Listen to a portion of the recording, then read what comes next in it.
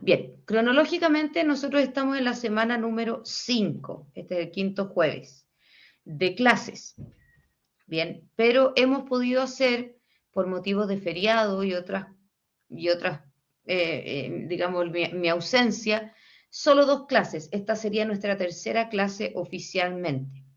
Pero es la semana número 5 y la lógica siempre es poder ir siguiendo ese cronograma, porque si uno va siguiendo más bien el cronograma de la materia, se queda con muchísima más materia sin pasar. Y esto coincide con que también deberíamos ya hacer la solemne o la evaluación de la primera unidad. Yo sé que hay poca materia, entonces la propuesta es la siguiente.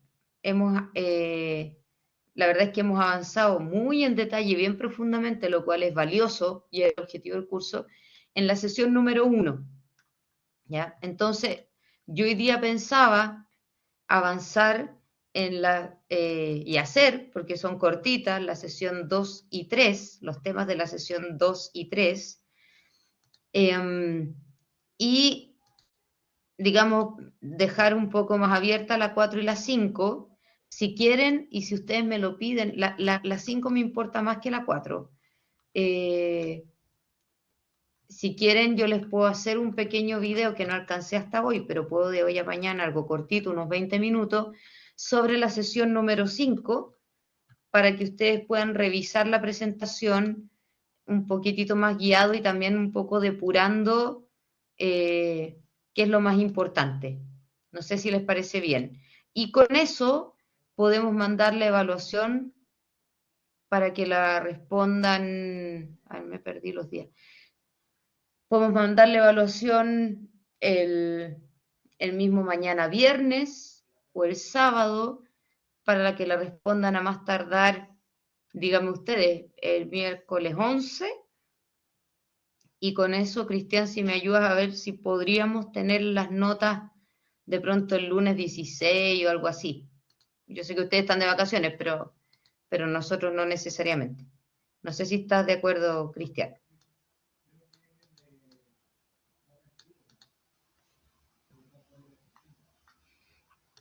Espera que... Ya, Cristian me dice que sí. No sé si ustedes están de acuerdo, entonces, que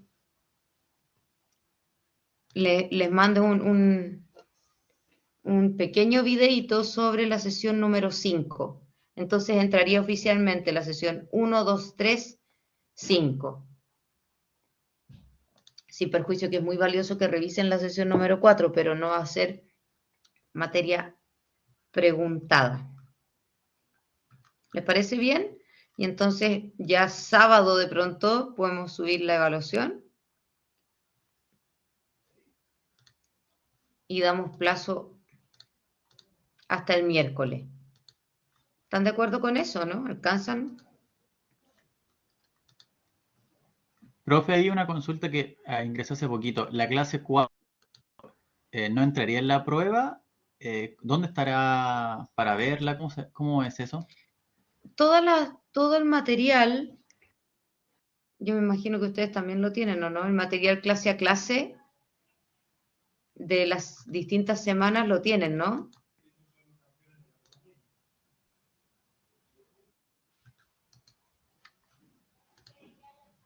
Sí lo tienen. Está en el Blackboard. Ahí pueden ingresar y están los textos. Perdón, estoy un poco resfriada. Están los textos y están las presentaciones, los PPT.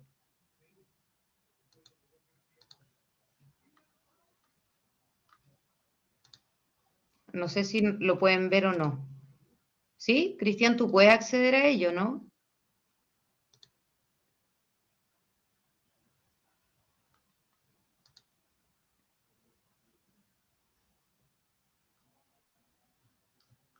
A ver, estoy buscando exactamente dónde... No está en la presentación. Aquí. En contenido y actividades de la asignatura. Ahí está todo lo de la unidad 1. Debería estar visible. Ya, excelente. Claro.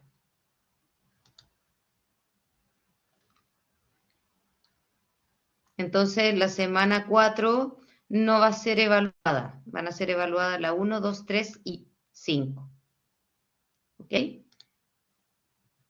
No es solo por lo que está en la clase, sino que también por lo que aparece en la presentación y se puede incorporar, y es muy valioso incorporar también lo que aparece en los textos, cómo los textos apoyan la clase. ¿Bien? Ya.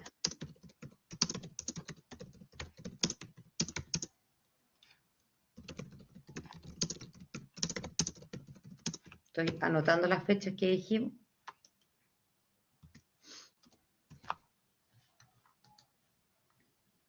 Claro, sería plazo final hasta el miércoles 11.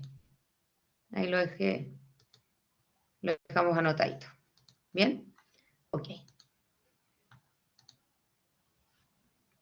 Entonces, nosotros habíamos terminado la definición de filosofía, ¿verdad? Entiendo que habíamos alcanzado a terminarla.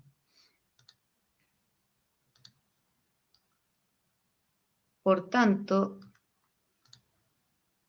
corresponde ahora continuar con lo que se llama la sesión número 2. Lo que pasa es que la sesión número 1 es extensa y tiene muchísimos temas. ¿Bien? Entonces, vamos ahora a incorporar la sesión número 2 y vamos a pasarla bien rapidito. Se está cargando.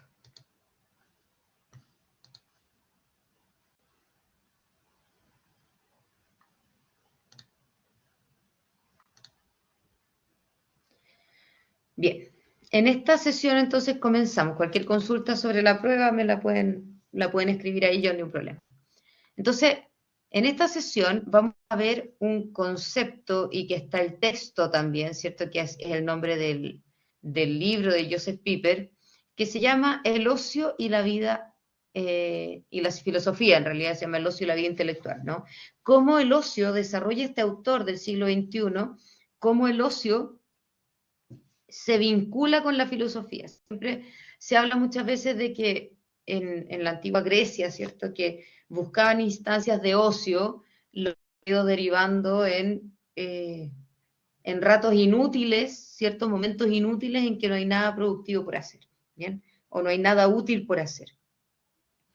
Y estos conceptos de momentos sin productividad o inútiles, ¿cierto?, para otorgar a la filosofía, ha ido cambiando su significado durante los años, ¿bien?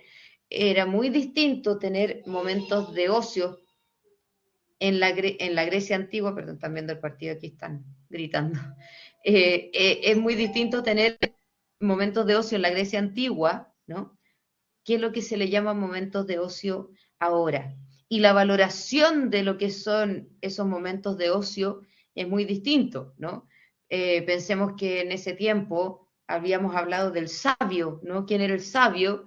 Entonces, el sabio era quien tenía mayor posibilidad de ocio no como despectivamente, sino instancia de utilización del tiempo sin necesidad de productividad, lo que hizo que la filosofía y muchas otras, digamos, formas de pensamiento florecieran, ¿no? Entonces, esa noción, Joseph Pieper quisiera rescatarla, ¿bien? Entonces, los resultados de aprendizaje es considerar el carácter teorético y libre de la filosofía que se vincula con la idea de ocio, ¿cierto? Lo cual da esta gran dignidad y valoración a la misma. ¿Bien? Relaciones entre filosofía, arte y religión, y juzgar acerca de la posibilidad de acceder al ocio contemplativo en las circunstancias actuales. ¿Bien? Porque aquí vamos a ver algunas instancias de cómo el ocio y cómo la noción de filosofía ha ido cambiando respecto de lo que busca la filosofía. ¿Bien? Pero vamos a partir un poquitito, digamos, del momento actual hacia atrás. Entonces, miren, mi abuelo falleció, uno de mis abuelos, el año 2021, y hasta el último de sus días me preguntó, ¿y para qué sirve lo que estudiaste? Él era contador, o sea, nada más operativo, ¿no? Y un poco de la vieja escuela, entonces en qué vas a trabajar, de qué vas a vivir. ¿Bien? Entonces, efectivamente, la gran pregunta de la disciplina de la filosofía, ¿cierto? Y que conlleva su propia naturaleza, efectivamente, es ¿para qué sirve? ¿No? ¿Qué utilidad tiene? ¿Cuál es su importancia? Y lo sorprendente es que esas preguntas, ¿cierto? Más allá de cuestionar a la filosofía, de pronto, y es lo que ve un poco Joseph Pieper, es que cuestionan, digamos, servirían para cuestionar a quien las hace. Es decir, ¿por qué estamos en un mundo en que toda valoración se vincula a la utilidad o a la productividad? ¿No? Por tanto, lo que, digamos, se necesita en el mundo tiene que estar, ¿cierto?, produciendo algo. Lo que no produce no es valioso y lo que no es valioso puede ser descartable, ¿no? Y desde ahí, además, lo que produce está vinculado, digamos, la actividad que produce está vinculado a su producto, por tanto, solo es valioso en cuanto al producto que desarrolla. Bien, si yo soy un zapatero y hago pocos zapatos o hago malos zapatos, bien, mi calidad de zapatero está mostrando ser mala, mi zapateridad está mostrando ser mala o ser inútil, ¿no? Y como esa operación se relaciona simplemente a mi producto, entonces empieza a perder sentido que yo desarrolle esa actividad. ¿Bien? Desde ahí, una actividad que no se valora a sí misma, de hecho, solo por lo que produce, sino simplemente por existir y por desarrollarse, ¿no? Es una actividad muy libre, libre de la productividad, libre de ese accountability final de cuánto produjiste, cuánto hiciste, ¿no? Poniendo entre paréntesis que cuando yo estudio para la tesis me preguntan cuántas páginas escribiste, que es horroroso porque uno puede haber escrito 3 líneas con profundidad y se vincula, bueno, es parte de la contemporaneidad de la filosofía, ¿no? Mínimo cuántas páginas, máximo cuántas páginas, ¿no? Que eso, la verdad es que es ajeno a la filosofía, ¿no? Los antiguos filósofos estarían totalmente en contra. 3 páginas de ideas originales y profundas respecto al ser humano valen más que un libro, ¿no? Bueno, sin embargo, en su naturaleza, ¿cierto? La filosofía no busca un bien útil inmediato, sino que trasciende esa utilidad inmediata. Eso en su naturaleza y se mantiene así, pero también ese es el motivo por el cual actualmente ya no se le valora tanto. ¿Por qué? Porque no cae dentro de los criterios actuales de valoración, ¿cierto? Sin embargo, nos vamos a dar cuenta que efectivamente sí tiene mucha importancia.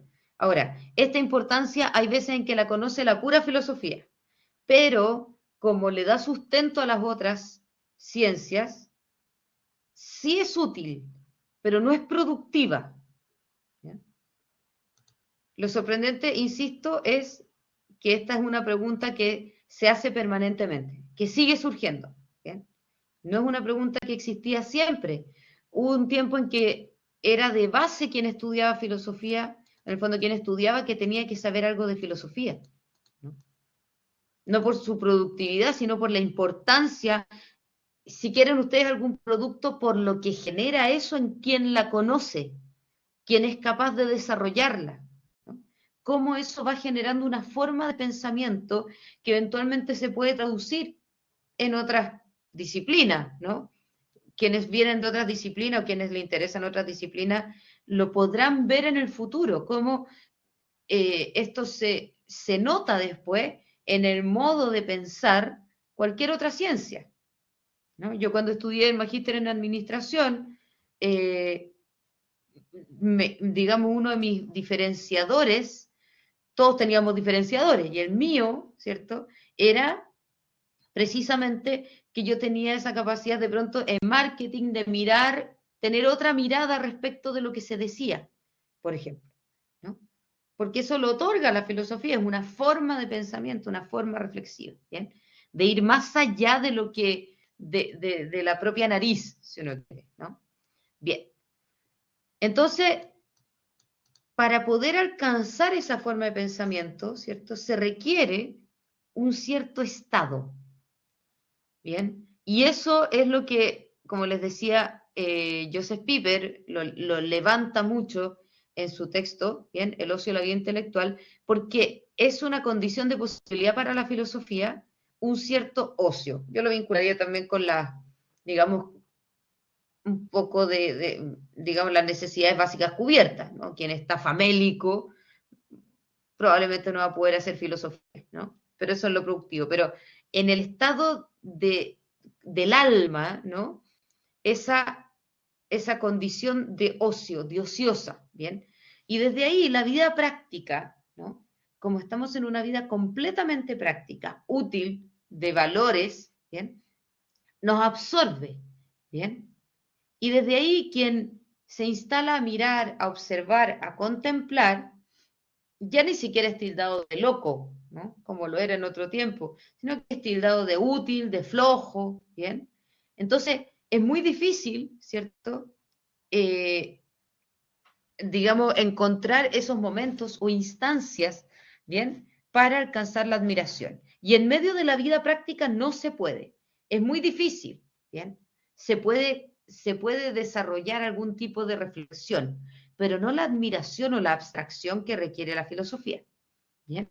Entonces, alguien puede darse cuenta de que debe dirigir su acción de una determinada manera, o sea que en vez de hacer una acción de tal modo, la tiene que hacer de otro, ¿bien? Pero esto no es admirarse, esto es simplemente ir avanzando en una cierta producción.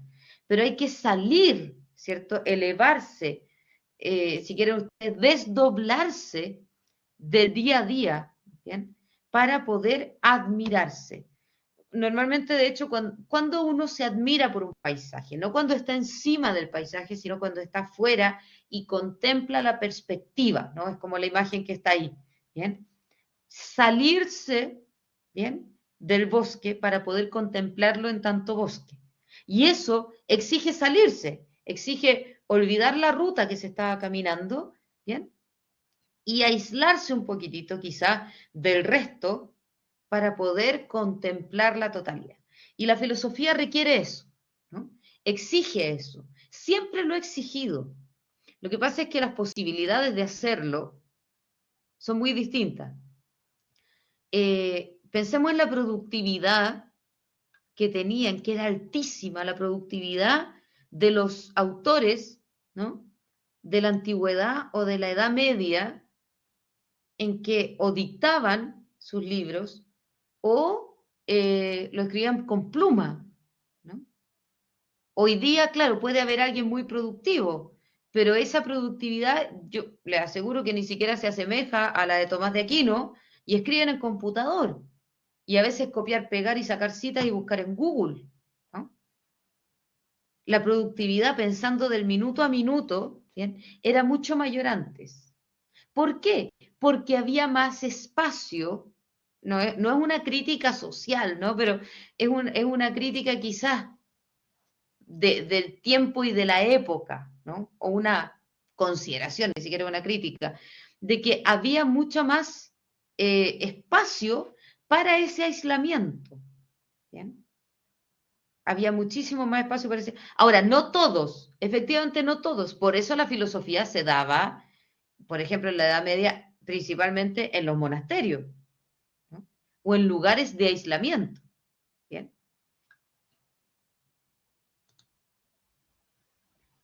Entonces, Joseph Pieper, ¿cierto? Filósofo alemán, le tocó observar, digamos, todas estas y vivir, ¿bien? Se decía más por esos espacios, efectivamente.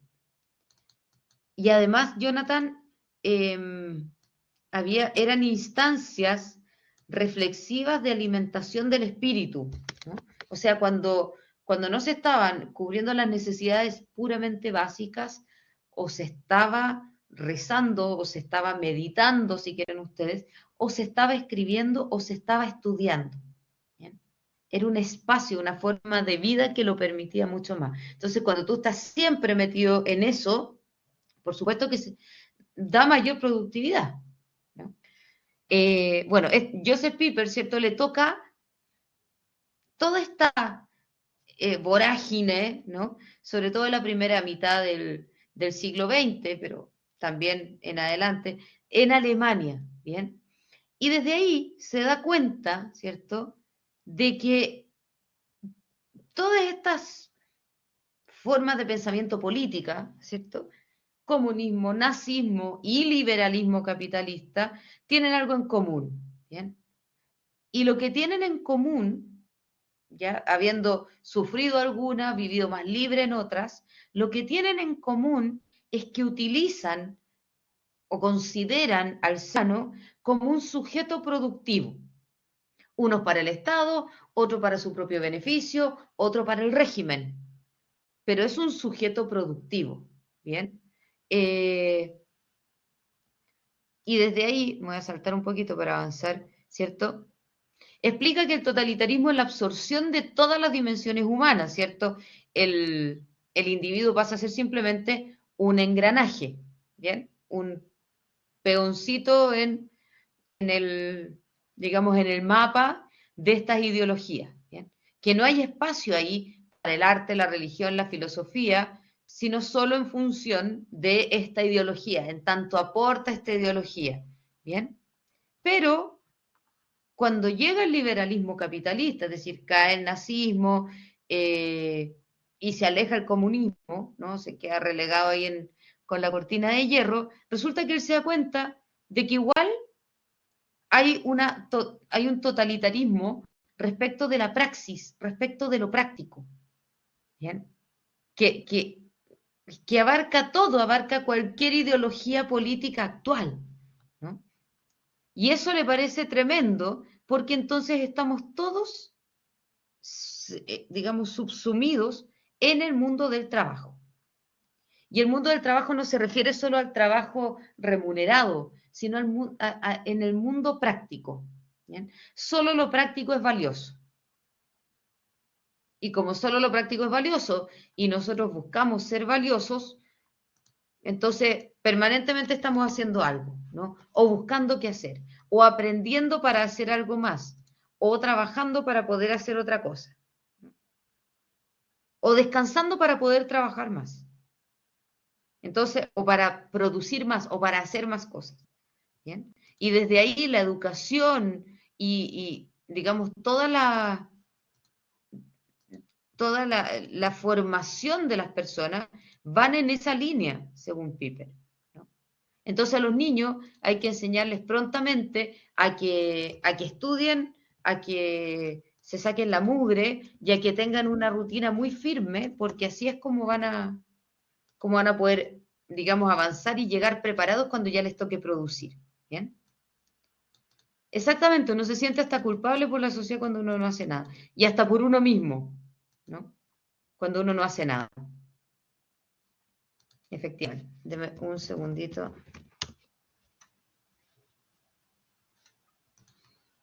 Entonces, eso, ahora, él no plantea digamos, que olvidémonos de todo, que votemos todo, no, ese no es su pensamiento, ¿no? Pero sí que, Jonathan, te voy a pedir que explayes un poco tu pregunta, pero sí que es, digamos, la valoración actual, es la forma de valoración actual. Y desde ahí se entiende la pregunta de mi abuelo, ¿no? Pero ¿para qué sirve eso? ¿Para qué sirve eso? Y efectivamente uno diría, bueno, ¿por qué voy a trabajar o le voy a pedir a alguien que me ayude a pagar una carrera que no es útil, ¿cierto? Que no me va a dar trabajo necesariamente. No es necesariamente que hace un juicio negativo, Jonathan, respecto de la totalitarización, digamos, de esa sociedad de producción. Digamos, como que, digamos, el mundo productivo llegó y se lo comió todo, se comió el mundo de la familia, se comió el ocio, se comió el mundo con los amigos, todo. Eso es lo que él plantea. Yo no sé si el juicio es muy poco, o sea, es muy amplio, ¿cierto? Muy extremo, pero se justifica plenamente por lo que él vio, digamos, de que hasta el mundo libre no es tan libre respecto del trabajo, ¿bien? Estoy leyendo el comentario de Juan Carlos.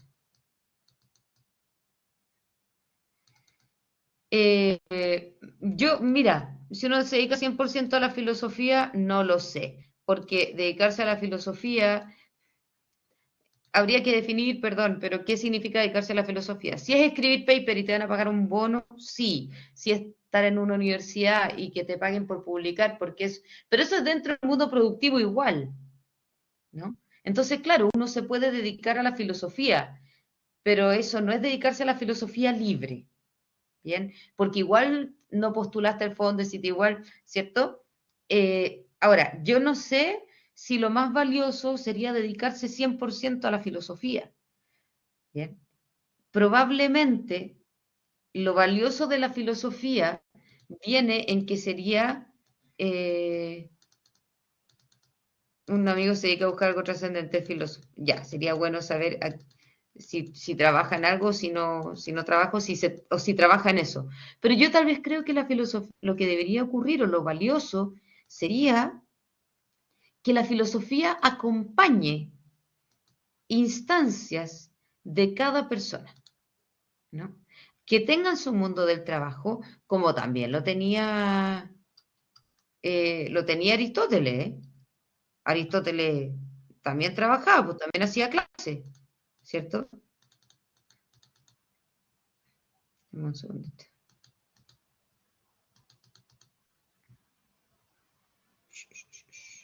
Dame un segundo. Aristóteles también hacía clases, también era profe, ¿no? También era profesor, pero tenía sus momentos de filosofar. ¿Bien? Ah, excelente, me gustó eso, Jonathan. ¿Viste? Pero que el zapatero también tenga su momento para hacer filosofía. Eso es como, me parece a mí lo que plantea Piper. ¿Bien? Su crítica está en que la filosofía, o sea, que el mundo del trabajo se lo come todo. ¿Bien? La praxis se lo come todo. Ahora, la idea no es que la filosofía se lo coma todo, ¿no? Pero que lo que plantea ahí, ¿no? Todo el dominio de lo espiritual ha sido repensado a partir del modelo del trabajador manual. ¿Bien? Toda la valoración está en eso. ¿Bien? Y la educación filosófica se va perdiendo. Entonces, ¿qué va ocurriendo? Que el ser humano es un ser productivo y por tanto, por ejemplo, podemos llegar a pensar y a afirmar, ¿no?, que los simios que son capaces de usar herramientas son muy similares a los humanos porque son capaces de usar herramientas. Cuando los simios no hacen filosofía, no reflexionan, no tienen un desarrollo espiritual, ¿cierto? No hay un lenguaje hablado, entonces se llegan a hacer esas afirmaciones. Y la ciencia avanza sin considerar, ¿cierto?, qué es lo humano, porque nos empezamos a parecer, ¿cierto?, a todo lo que es, si quieren ustedes llamarlo, inferior a nosotros, incluso las máquinas, ¿no? Creo que el otro día leí una noticia que Elon Musk se iba a casar con una robot que había sido diseñada especialmente para él, ¿no? Eh,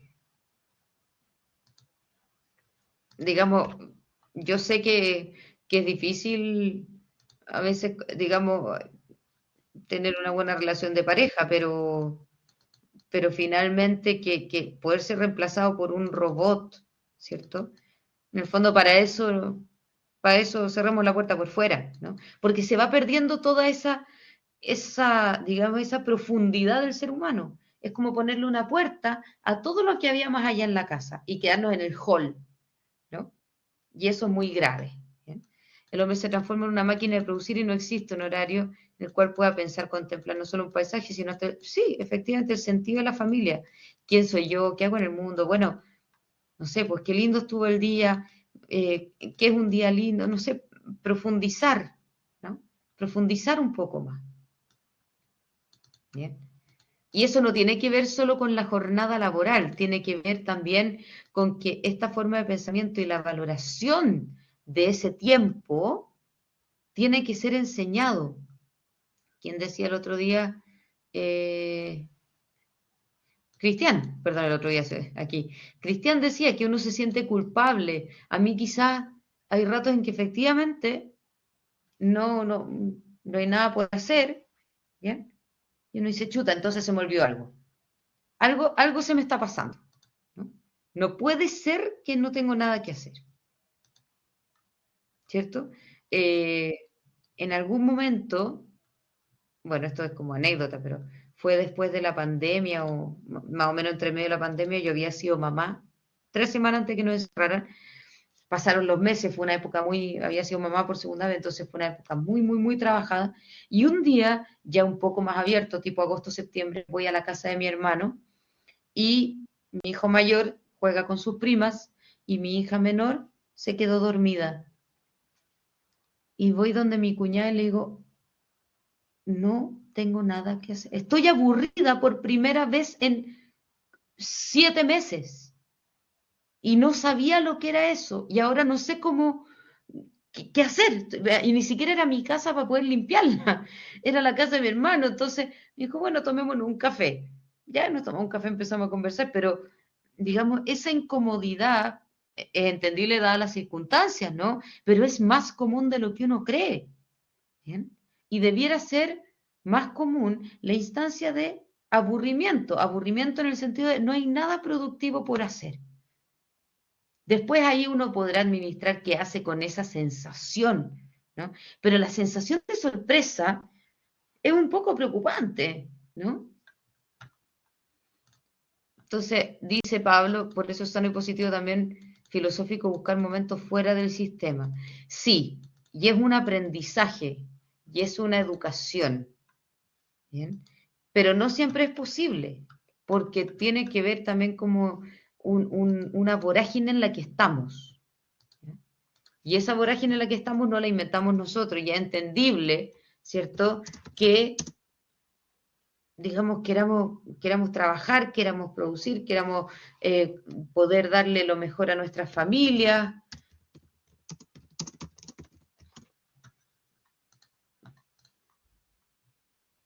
Bien, entonces lo que uno quiere sacar de esto es que efectivamente la filosofía pierde valoración porque no es productiva, ¿bien? Entonces él propone el trabajo del espíritu, ¿bien? El trabajo del espíritu que se va más hacia esa noción de contemplación clásica, ¿bien? Y esa noción de contemplación clásica tiene que ver con una pasividad, no es una actividad, ¿bien? Sino que contemplar, y ahí va a haber distintos momentos, ¿cierto?, de la historia, pero contemplar tiene que ver con recibir lo que hay, simplemente recibir lo que hay, ¿bien? Porque de hecho para los clásicos, como dice aquí, el conocimiento contemplativo es en primer lugar receptivo. Vamos a ir pasando en adelante porque vamos a ir viendo cómo cambia, ¿bien? Aquí me vengo a lo de los filósofos antiguos, ¿ya? En el conocimiento espiritual del hombre hay una dimensión contemplativa, contemplar, es decir, solo mirar, sentarse, no sé si ustedes lo han hecho, es difícil. Yo lo hice alguna vez, me costó mucho y ni siquiera sé si lo logré, pero sentarse delante de un cuadro o de una obra de arte y simplemente mirarla, solo mirarla, no intentar intelectualmente de cambiarla, conectarla, analizarla, identificarla o interpretarla, sino que solamente ver.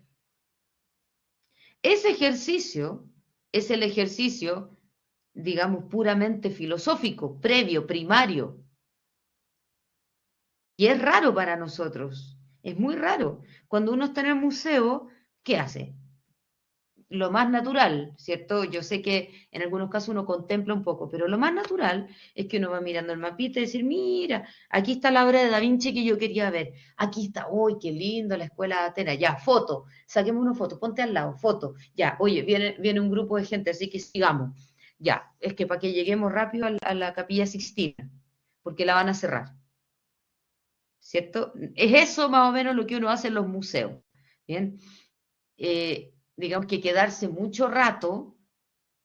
Los museos no están muy hechos para eso, de hecho en general no tienen siempre asientos, por ejemplo, sentarse para poder observar las obras. Yo fui a uno en el Thyssen en Madrid que sí tenía asientos en algunos lugares para sentarse a contemplar a Van Gogh.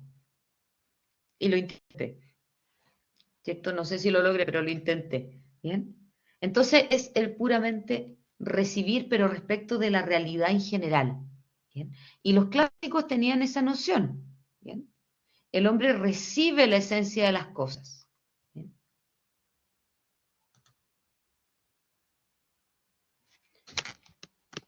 Ahora, en la Edad Media, ¿cierto?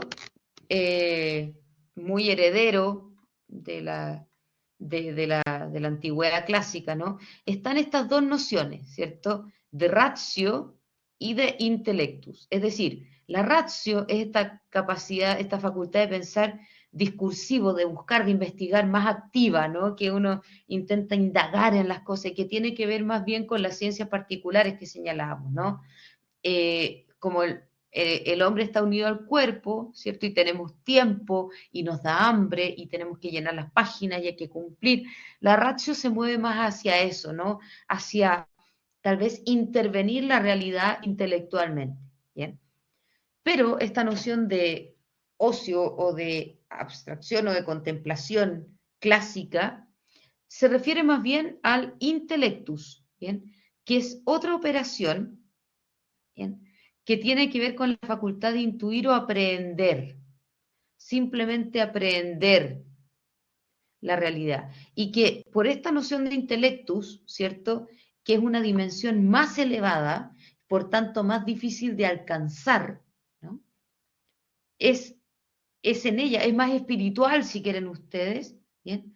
Este intellectus es el que principalmente conecta a la persona con la realidad espiritual, ¿cierto? Con las realidades divinas, que podríamos decir es lo que le permite al ser humano parecerse más a Dios, ¿no? Si quieren ustedes en esos términos, eh, digamos, religiosos propios de la Edad Media, ¿no? En que pueden ser reales hoy, pero eran conceptos más bien utilizados en ese tiempo. Ahí estaba leyendo lo que había dicho Jonathan, que el humano se cayó hacia afuera. Claro, efectivamente, ¿no? Y como que se perdió a sí mismo. Ahora, según yo, según mi percepción, ¿dónde el diablo empezó a perder el poncho? O cuando nos empezamos a pasar de pueblo, ¿cierto? Es cuando aparece ya el mismo nombre, ¿no? El discurso del método en la filosofía. ¿Bien? Modernidad. Creo que se los había señalado, pero ¿qué es lo que empieza a ocurrir? Que, digamos, el ser humano, que es lo que era en la Grecia clásica, el ser humano que tenía toda esta carga espiritual, intelectual en sí mismo y que luego en la Edad Media se la entrega a Dios, ¿no? Entonces, digamos que principalmente el desarrollo, sobre todo en Occidente, pero también en Oriente, el desarrollo del intelectus humano es porque quiere elevarse, ¿no? Elevarse a esta realidad sobrenatural.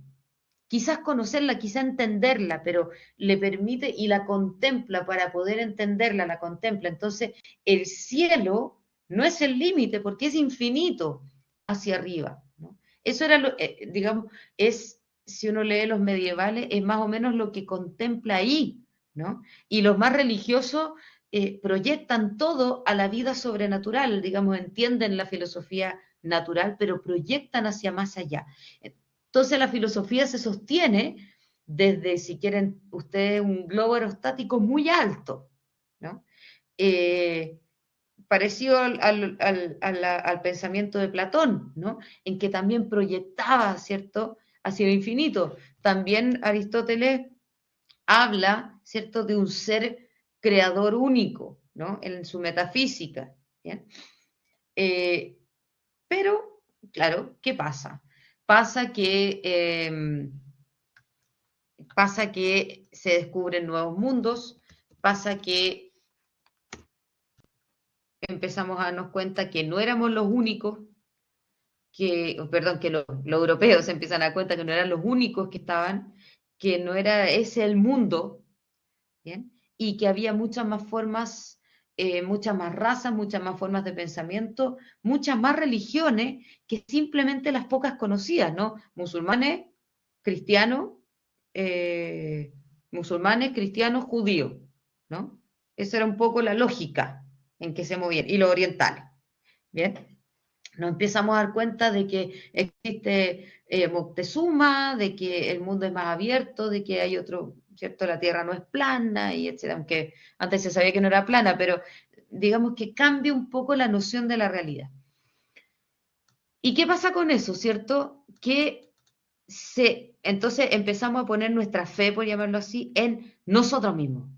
Lo único que tengo es que pienso y luego existo, termina diciendo Descartes, ¿no? Si no tengo nada claro, si todo se me pone en duda, bueno, pienso, luego existo.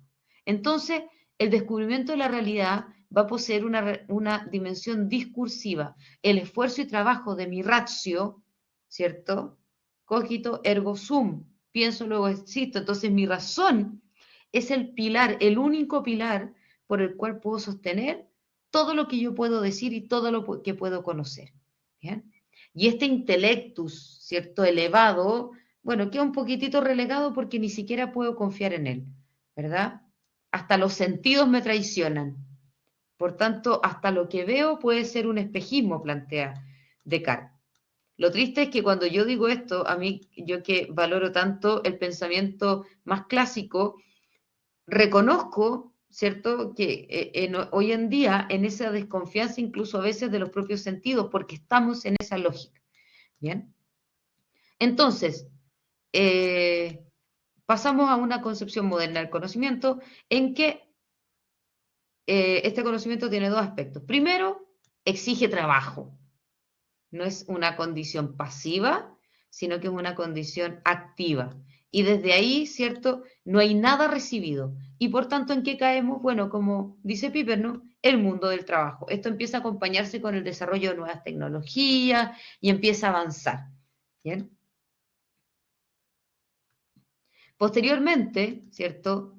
Ya, digamos, en Alemania, que también hay que pensarlo así, ¿dónde está el filósofo que escribe? Es muy importante pensar siempre, ¿dónde está?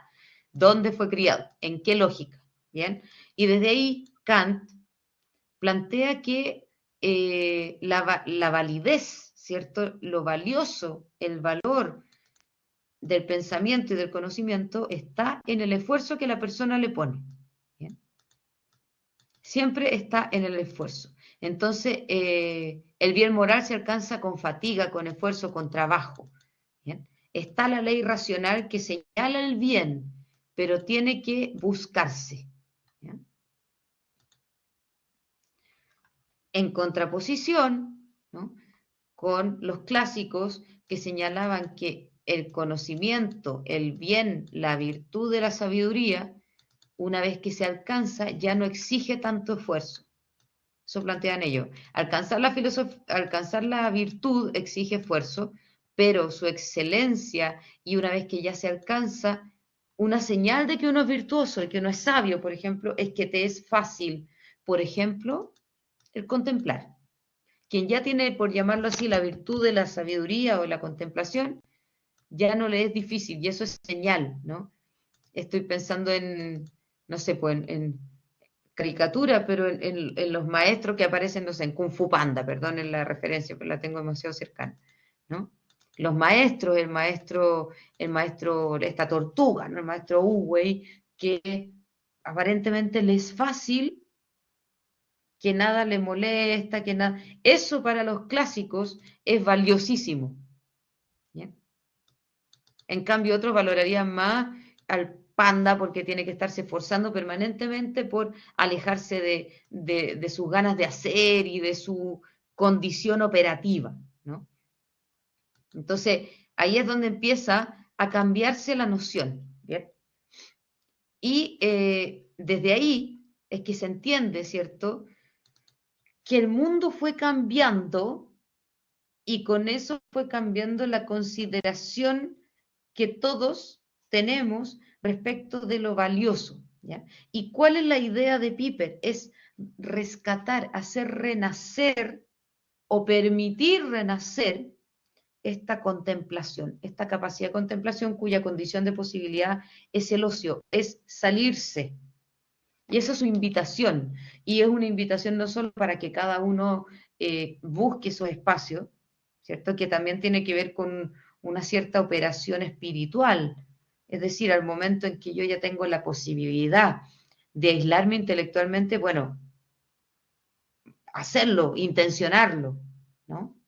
El buscar hacer nada, partir por ahí, buscar, como quien dice, mirar el techo, pero no mirar el techo para ver cuántas manchas tiene para limpiarla, sino precisamente mirar el techo y ni siquiera es vaciar la mente, sino que permitir que todo llegue. Si ustedes quieren llamarlo meditación, meditación, hay una película que es muy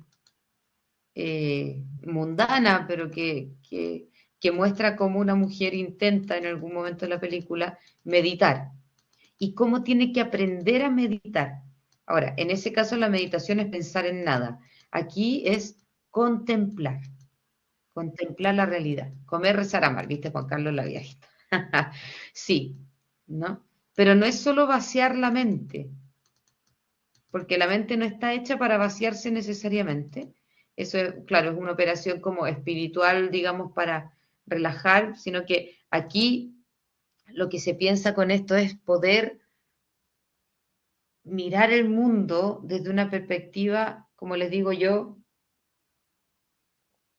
desdoblada, si ustedes quieren. Sí, Juan Carlos. Ahí sobre como la contemplación, por lo que he visto y he tratado de replicar, es que el resultado lleva a de una meditación o del hacer nada, pero atrayendo la información o buscando nuevo aprendizaje, es que efectivamente uno puede conocer como la forma en la que uno piensa, las cosas que llevan a la distracción y poder como pensar un poco más en profundidad sobre las cosas que uno necesita hacer. Es como algo que se necesita practicar. Es interesante. Sí, sí, es un hábito y los hábitos requieren adquirirlos y esa adquisición de hábitos se desarrolla por repetición de acción. Entonces, efectivamente es un practicar, practicar, practicar para ir avanzando, pero es una práctica especial, como todo en la filosofía, una práctica pasiva, ¿no? Hay que activamente instalarse en una cierta pasividad. Eso es lo que invita, eso es lo que invita Joseph Piper, lo cual no sé si es casualmente, pero sorprendentemente para quienes vivimos en el mundo del trabajo, termina muchas veces permitiendo una mayor productividad en los momentos de trabajo, muchas veces, o una mayor valoración, o una mayor profundidad, o una mejor calidad. Entonces, es muy interesante cómo de pronto hemos perdido, si ustedes quieren, las dos piernas de nuestra humanidad y queremos seguir corriendo y correr más rápido, ¿no? Es muy, muy interesante eso. Eh, si el hombre ha llegado a destruirse, precisamente es porque tal vez ha perdido esta capacidad, ¿no? De dignidad humana, de etcétera. Ahora, entonces, ¿para qué sirve la filosofía? Para responder a esa última pregunta y luego meterme en este otro. ¿Para qué sirve la filosofía? Precisamente de servir para nada. Y ahí está su valor, en que no es valiosa por el producto. ¿Bien? No sirve para nada. Es valiosa, pero para no, ¿cierto? En el fondo, esa pregunta de ¿para qué sirve el para vinculado a la valoración, ¿cierto?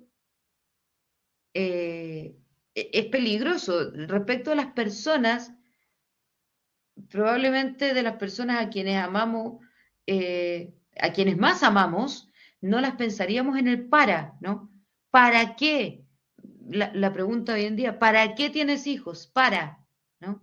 Cuando en realidad tiene que ver más con actos de amor, con entrega infinita, con otras dimensiones del ser humano, ¿no? el para vinculado a valor es muy peligroso, pero es lo más común que hay, ¿no? Yo tengo, respecto de esto de los hijos, ¿no? Que puede ser de pronto la mayor proyección que una persona puede llegar a tener en un otro y la mayor entrega, a pesar de que no hay ninguna utilidad, ¿no? Estaba hablando con un primo, más joven que yo, y me preguntaba, bueno, ¿tú cuántas horas duermes? Le dije, no, duermo pocas horas, me toca esto, me toca lo otro, bla, bla, bla. Me dice, bueno, pero entonces no hay buenas razones para ser papá. Le dije, no, razones probablemente no, pero motivos hay muchos. Las razones, si tú las quieres llevar a números, si las quieres llevar a qué me entrega, o digamos, valóricamente, monetariamente, o utilidad, probablemente es negativa la utilidad en un cálculo. Pero la valoración, la motivación, no se mide en eso, ¿no? Entonces, el para como pregunta de valoración y única pregunta de valoración, a mí me parece que es uno de los grandes síntomas actuales, ¿no? Porque ahí es donde descartamos a todos los no útiles, para no decir inútiles en forma despectiva, aunque es inutilidad. Somos todos inútiles, es decir, somos valiosos no por lo que producimos, sino que somos valiosos por lo que somos, ¿bien? Entonces, si el para es la pregunta de base, entonces todo el que no es para, ¿bien?, debe ser descartado por lógica, ¿no? Entonces ahí tenemos a los enfermos, ahí tenemos a los postrados, ahí tenemos a los no nacidos, ahí tenemos todo eso, de ahí viene, ¿no? Del mundo del trabajo, del sentido de utilidad. ¿Bien?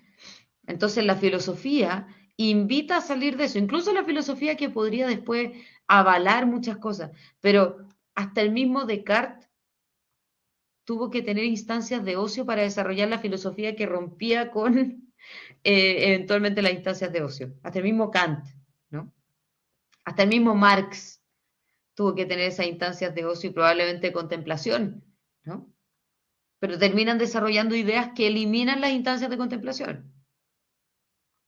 ¿De dónde? Porque uno dice, bueno, ¿de dónde Adam Smith sacó esto de, qué sé yo, la mano invisible del mercado? Bueno, probablemente porque observó desde fuera, contempló, etcétera, después lo escribió, pero eventualmente esa teoría, ¿cierto?, nos quitó toda la posibilidad a nosotros de hacerlo, ¿cierto? ¿De dónde se le ocurrió? Bueno, porque tuvo instancias de ocio que nosotros actualmente probablemente no tenemos, o cuesta mucho más tener. Incluso quienes estamos trabajando en filosofía, ¿no?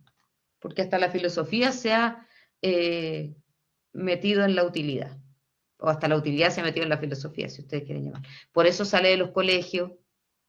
¿Bien? Vale. Si puedo dar un ejemplo, sí, bueno, de hecho eso lo vamos a ver ahora, pero un ejemplo te lo respondo al tiro, pero de hecho es el tema de la siguiente sesión que tenemos 15 minutos para ver. Aplicación de filosofía a una ciencia. Por ejemplo, ¿tiene que ser ingeniería? Me es más fácil con otra, pero hay en la ingeniería, ¿no? Pero me es más fácil, por ejemplo, con la medicina, ¿no? Si ustedes quieren me puedo ir al tiro, me voy a ir al tiro a la última diapositiva, después retrocedo, pero esto es interesante y no quiero, no tan última. Esta. Bien. La ciencia, ¿qué le aporta a la filosofía? ¿No? Por ejemplo, la medicina, una ampliación de la base de la experiencia, es decir, son las ciencias particulares las que experimentan más en el mundo, las que están en contacto con lo que ocurre en la realidad, si ustedes quieren así, y aporta también entonces nuevas problemáticas. Por ejemplo, la medicina le aporta a la filosofía que hoy en día podemos, qué sé yo, operar un bebé intrauterinamente. Eso se puede hacer. Y al mismo tiempo puedo eliminar ese bebé sin que muera la madre, ¿no? Y puedo detectar qué enfermedades trae. ¿Bien? Entonces, la ciencia aporta esas problemáticas, ¿no?, para la filosofía. ¿Bien?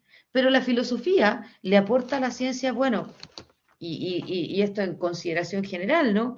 Bueno, ¿para qué existe la medicina primero? ¿Por qué es valioso estar sano? Ya, ¿y por qué es valioso estar sano? Porque la vida es valiosa, porque el ser humano es valioso. Ok, y entonces desde ahí, medicina, ¿cómo manejamos esta capacidad que tenemos de eliminar un individuo que puede venir con muchos problemas y manejamos al mismo tiempo esta capacidad que tenemos de sanarlo dentro del vientre de su madre antes de que nazca? ¿No? ¿Es valioso? ¿Por qué es valioso? ¿Importa o no importa? ¿Cierto? Bueno, los comités de ética y de bioética están, siempre hay algún filósofo ahí metido. A mí me toca estar en un comité de ética científico, por ejemplo, ¿no? Para proyectos de investigación. ¿Bien? Entonces, es importante. Ahora, la filosofía ha ido perdiendo muchas veces ese carácter, ¿no? Pero creo que alguna, que les dije, no sé si se lo señalé, pero en un debate muy antiguo, muy anterior a que se aprobara la ley de aborto en las 3 causales, recuerdo un debate televisivo en que estaba este debate por el aborto, ¿no? Y en algún momento algún médico le dice, bueno, y finalmente lo importante es saber cuándo comienza la vida y podemos saberlo médicamente. Y alguien dice, bueno, pero teóricamente, ¿cuándo comienza la vida? Y ahí dijeron, bueno, habría que preguntarle a algún filósofo. Y medio se le acabó la conversación porque no había ningún filósofo presente, ¿no? Pero efectivamente esos análisis, como les decía yo, de la causa, de la causa, de la causa, que es a lo que llegan también muchas veces las ciencias, los aporta la filosofía, ¿no? Lo aporta la filosofía. Y las ciencias tienen su antecedente en la filosofía. ¿Bien? Bien. Entonces,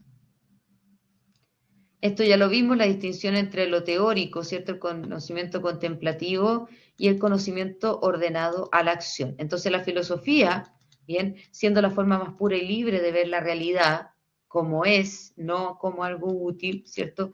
Tiene como fin la contemplación de la realidad. Y por tanto es teórica, no práctica. Lo práctico de la filosofía es cuando la filosofía un poco se sale de sí misma para aportar a otros, pero los fundamentos filosóficos están en lo teórico. ¿Bien? Voy a saltar esto.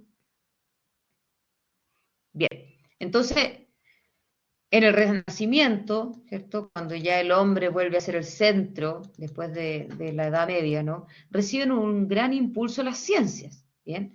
Y todo el centro se pone en el ser humano, al mismo tiempo que descubrimos el nuevo mundo, ¿no? Y se empiezan a distinguir las distintas ciencias, ¿bien? Anteriormente, las ciencias estaban más bien unificadas, ¿bien? Había especializaciones, por supuesto, pero quien estudiaba matemáticas estudiaba también filosofía. Existía la noción de artes liberales, entre las cuales también estaba la filosofía. No es que tú eres solo un ingeniero o eres solo un teólogo o eres solo un matemático. El matemático también estudió filosofía. Sin embargo, con el Renacimiento, ¿cierto? Siglo XVI en adelante, se empiezan a separar las ciencias.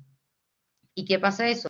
Que quien desarrolla una ciencia, ¿bien?, deja de aprender otras, que es lo que pasa hoy día, ¿no? Yo le hago clase a estudiantes de este año de kinesiología sobre dilemas morales y todo el rato miran con cara de no entiendo nada, porque ellos solo saben hacer kinesiología, practicar la kinesiología y los fundamentos de la kinesiología. ¿Bien? Entonces, de verdad que hay una sobreespecialización tremenda, tremendísima, y eso es un poco grave. Viene un poco crítica hoy día, parece. Bien, entonces, poco a poco, posterior al Renacimiento, ¿cierto?, con la Edad Moderna, se le empieza a dar todo el fundamento a la razón, y todo está en las ciencias y en lo que las ciencias pueden demostrar. ¿Bien? Y el conocimiento es el mayor, en el fondo la acumulación de conocimiento es el mayor valor, ¿vale? Esto también me lo voy a saltar. Y aquí es donde llego a esta diapositiva, ¿no? Que es lo que más me importa que ustedes sepan respecto a la filosofía y la ciencia, que hoy en día está tan separado eh, como decía Jonathan, ¿no? En el fondo, un ejemplo de aplicación de la filosofía a una ciencia. No es que la filosofía se aplique a una ciencia, sino que le da todo el fundamento, ¿ya? ¿A qué me refiero con fundamento? A que le otorga los conceptos básicos. Por ejemplo, aquí les puse una línea, ¿bien? Y hacia aquí abajo está la filosofía, y la filosofía, por ejemplo, puede considerar de dónde surgen los números, ¿no? ¿Qué son los números? ¿Por qué existen? ¿De dónde salen? ¿En qué momento comenzaron a existir? ¿O por qué? Los números no están en la naturaleza como para ir a buscar un número y empezar a trabajarlo, ¿no? Entonces, esa consideración de número respecto de la vida, ¿no? ¿Qué es la vida o para qué es la vida? Respecto de la salud, por ejemplo. Todo lo que es inmaterial, ¿cierto? También. Lo que es el conocimiento, respecto a la pedagogía, por ejemplo. ¿Qué es el conocimiento? ¿Para qué conocemos? ¿Por qué conocemos? ¿Desde dónde? ¿Qué hacen nosotros que conozcamos? ¿Bien? Respecto del inicio del universo, por ejemplo, ¿cierto? ¿Cuál es el inicio último? Efectivamente puede haber un Big Bang, pero ¿qué había antes? ¿Y por qué tiene que haber un antes? ¿No? Todas esas son preguntas más bien filosóficas, no científicas, ¿ok? Y aquí, de aquí hacia arriba, las ciencias pueden realizar experimentación, aplicación y ejecución. Quien estudió ingeniería, ¿cierto? No sé, no recuerdo, Jonathan, si tú estudiaste ingeniería, pero si estudiaste ingeniería, tú llegas a la facultad y ya partes con que hay números, ¿cierto? Y que hay sumas, y que hay construcciones, y que además es valioso que exista para el ser humano, ¿cierto? Ya es dado por hecho que es valioso que exista para el ser humano, qué sé yo, ciertas estructuras, ciertos objetos, se da por sentado, ¿bien? Pero alguien cuestiona eso, y eso lo cuestiona la filosofía. Y es bueno que lo cuestione la filosofía para que la ingeniería pueda seguir avanzando. Porque si cada persona que va a construir un puente se pone a cuestionarse qué son los números y para qué sirven, el puente no se va a construir nunca, ¿no? Además que la filosofía tiende a quedarse en sí misma muchas veces, ¿no? Entonces, si fuésemos todos filósofos y pensáramos todas estas cosas, bueno, chuta, nadie cocinaría, nadie plantaría el campo, ¿no?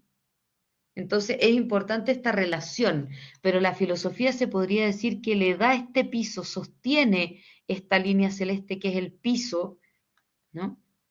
Sobre el cual se sustentan las otras ciencias, ¿no? Si en la medicina quien estudia medicina empieza a pensar inmediatamente cómo sanar a un enfermo o cómo mantener sana a una persona, pero nadie se cuestiona, bueno, ¿y por qué queremos estar sanos? ¿Qué hace en el ser humano? ¿Es valiosa la vida? ¿Por qué es mejor estar sano que estar enfermo? El dolor, el sentido del dolor, ¿no?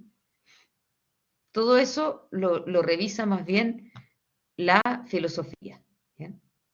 Y desde ahí otorga ciertos principios éticos en que ahí le plantea un piso, pero también un cierto límite, ¿no?, a las distintas ciencias. ¿Bien? Vale, no sé si quedó alguna pregunta.